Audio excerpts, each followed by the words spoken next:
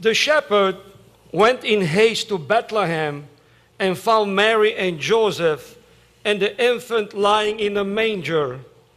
When they saw this, they made known the message they had been told them about this child.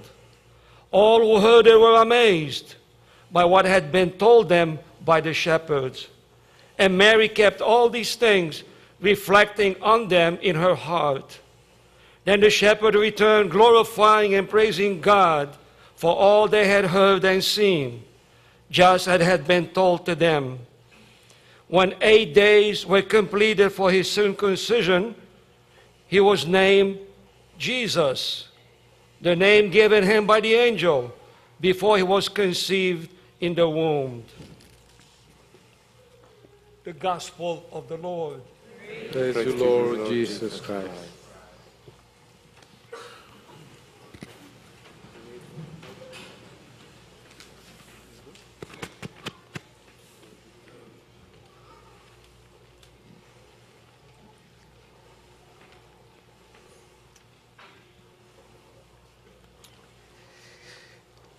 One of the greatest movies I have seen over my years is entitled The Greatest Story Ever Told.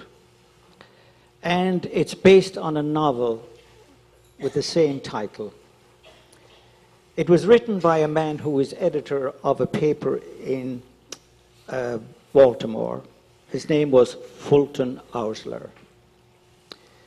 The story is this: as the editor of the paper, he had opportunities to attend all kinds of celebrations and conventions, including religious conventions, like the Methodist Convention, the Baptist Convention, and so on.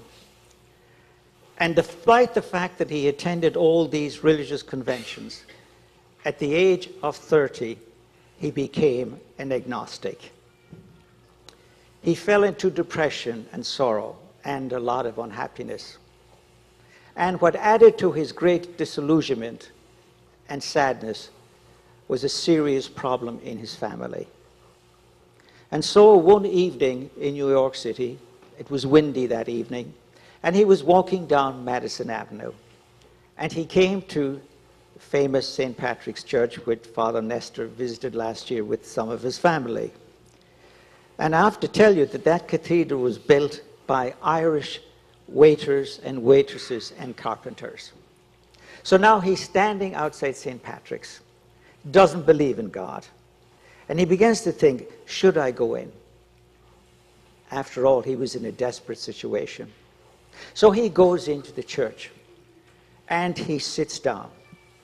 He collects his thoughts and he says, God, give me the gift of faith.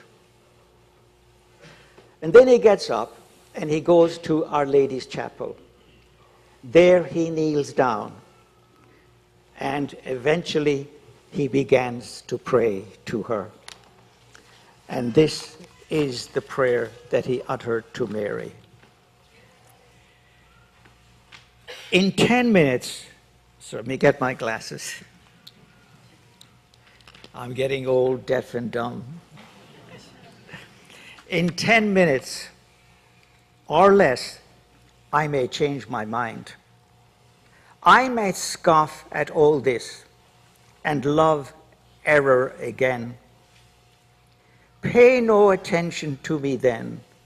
For this little time, I am in my right mind and heart. This is my best.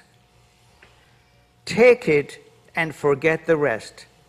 And if you are really there, help me.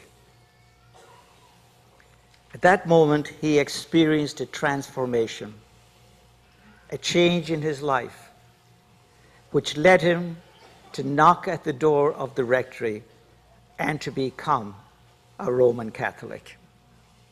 And as a result of that experience, he wrote that novel, The Greatest Story Ever Told. This evening we gather here to do what he did, because he's in his search for God, he found God in the church. But he also found something else very important. He found that Mary was his mother. Mary was his mother, and your mother, and my mother.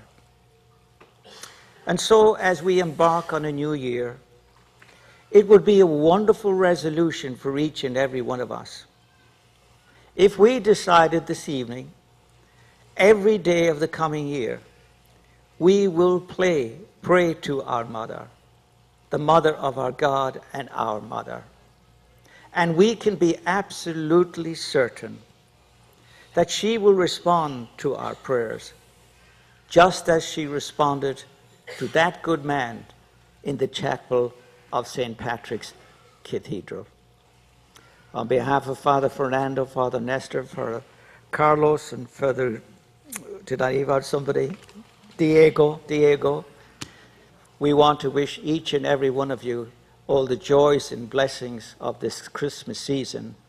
And our prayer is that God's choicest blessings will be yours in the coming year.